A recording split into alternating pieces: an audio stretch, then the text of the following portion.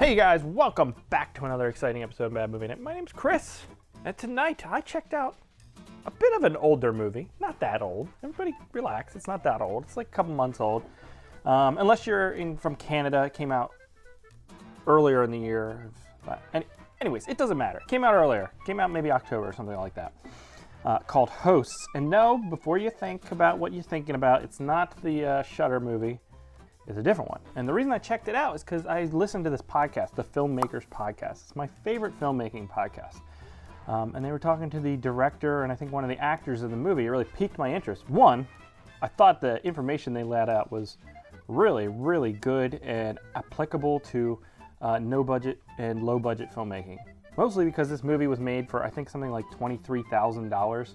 Now it's British pounds, so do the math. I don't know, it's probably like $4 million or something. That's not right. Don't trust me. But no, very low budget movie. And so the way they went about fundraising and everything like that, really interesting story. And the way they talked about their movie, really interesting. So I went into this movie very excited to check it out. And I checked it out. Hosts is about a young British couple who are celebrating their Christmas Eve. They're giving each other presents and all that kind of stuff. They're all lovey-dovey. And their older neighbor invites them over for a dinner party. But before they are able to make their journey over to their neighbor's house, something happens in the garden with a flashing light. And then all of a sudden, the main woman is shooting light beams out of her mouth. And it's all very mysterious. And then they attend the dinner party. And let's just say some murderous hijinks ensue.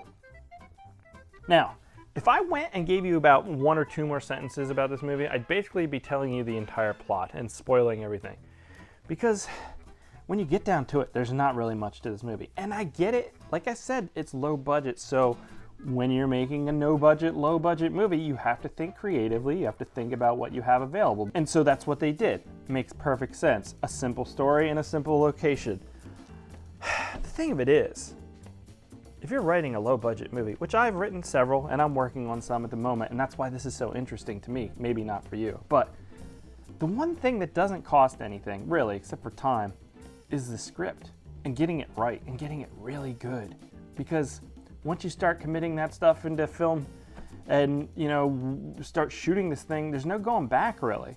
You can't fix the fundamental problems. I mean, sure, you can see it in your cuts and band-aid it, as it were, but if the script isn't good, man, there's not much gonna save this thing. It's just the storyline of this movie is just pretty bad, I think. And unfocused, and it opens up questions that it never bothers to answer, and it opens up storylines that have no relevance to anything. The look of the movie is really good. The solid camera work. Nothing like you could talk about Argento movies and stuff like that from the 80s or Bava movies where some of the storylines are incoherent as well, but because the camera work and the lighting and everything creates such a visual, interesting thing, it doesn't really matter what the substance is sometimes. So there isn't that in this. This is like utilitarian camera work where everything we shoot works and it comes out looking okay and it's not jarring to the viewer and you can follow along with the movie. It makes perfect sense. If you're making a movie in 5 to 10 days, you don't really have a lot of time to mess around with this cool angle or whatever when you have to get so many shots in a day. I understand that. So my point being is the camera work is good. That was a long way of saying that. I know. I'm fucking terrible at this. Anyways, the acting is okay. Some of it's better than others. Sometimes there's really cringy stuff going on. I don't know if that goes back to the script and what they have asked to perform or just the performances are a little wonky here and there, but nothing terrible. There's some gory effects, and it feels like they were trying to be shocking. I wasn't really shocked by anything in this movie, but it was fun. There's one kill sequence that is kind of memorable, but again, it doesn't really add anything to the movie. I guess they were trying to shock you, but it almost comes off as comedic when you get to it. And that's the thing, there's these diatribes between characters where they're laying out all this family history. And I thought when it came down to it, it was going to be really valuable and important. And there is a little arc to a B storyline. But you don't care about that because the character that they're trying to interweave into this family is basically not an alien, but like he acts like he's an alien or Terminator or devoid of emotion because he is possessed. And so you never really feel anything for him, and so you really don't care how it all ties together, I guess. But they do spend a lot of time with these characters, but I never really grew to like them, really. I guess because the problems are surface. They're obvious. There's a monster guy killing people. And I get that. But then every freaking scene with these people has them crying in a corner. And when they're not crying in the corner, they're talking about their family history or something like that, or who they're dating and blah, blah, blah, blah, blah. And none of it matters. So it just gets old, and it feels like a waste of time. There's dream sequences in this movie, and I write a lot of dream sequences in my scripts and stuff, but I think the reason you put a dream sequence in a movie is because you're trying to, in a visual way, relay some information, usually about the character's state of mind. And in this movie, it was like, this is a chance to show a shot of a guy coming out of a hallway and make it look cool. But it doesn't really change anything or add like questions or explain anything. So in the end, it was like 3 minutes that you could just cut from the movie. And yeah, it would have maybe made a better experience because it wouldn't have felt like filler. There's a few sequences that just feel like filler in a movie that's so short. And why bother filler when you could have explained some more? Because there's no rules to these monsters, really. You get like a basic idea of maybe if you, and this is spoilery, so it's basically seems like some sort of virus spreading out of a CGI hole in the ground. One point they mentioned fracking. Who gives a frack, though, is what I say about that. That was a Battlestar Galactica. So you get like a basic idea. Oh, this is like a virusy, but they also mentioned spiritual, so it's like this angel, demon-y thing, whatever. It spreads, and it spreads by putting you in front of an old TV and having you watch the static, and then all of a sudden you shoot light out of your eyes and you have glowing eyes.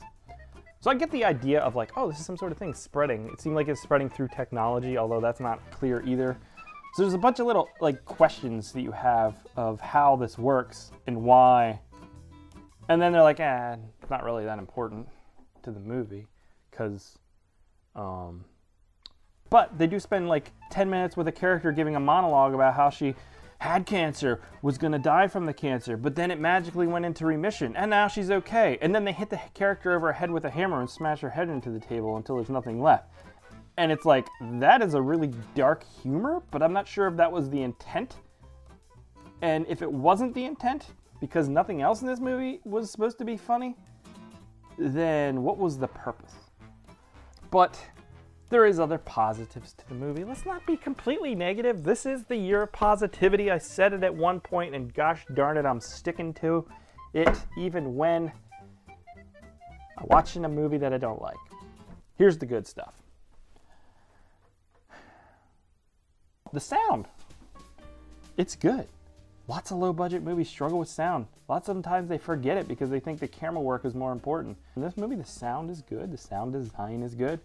The music is okay. I didn't really remember any of it, but it didn't stick out as bad or anything. I'm pretty sure it enhanced the experience. The camera work, like we said, was good. There's an interesting nugget of an idea here. I think it needs more refined script. The pacing is okay. The movie felt brisk. I wasn't really bored, but I was never really that invested either. So it's just kind of all mediocre. But what do I know, though? Because the movie, I know they were successful with it. They made the money back. They paid everybody on the set. Everybody in the crew, every actor. And that's something that should be commended for a $23,000 or $30,000 movie. So I clearly have no idea what I'm talking about because they were successful. And I'm not. But if you liked Hosts, that's cool. I think I liked it better than the Shudder one that everybody else liked. So I clearly have no idea what I'm talking about. But that's it. It's on Amazon right now. You can rent it. It was like $4 or something like that. Hosts. Let me just make sure I have everything I got here. Let's just hold your freaking horses. Oh, there's lots of spitting. That's all I got. I just want to make my last notes. Okay, that's gonna do it for Hosts. Is that what it was called? Hosts. Chris and I will catch you here next time. Let me know what you think about Hosts. Let me know what I should be watching. And yeah, we'll see you.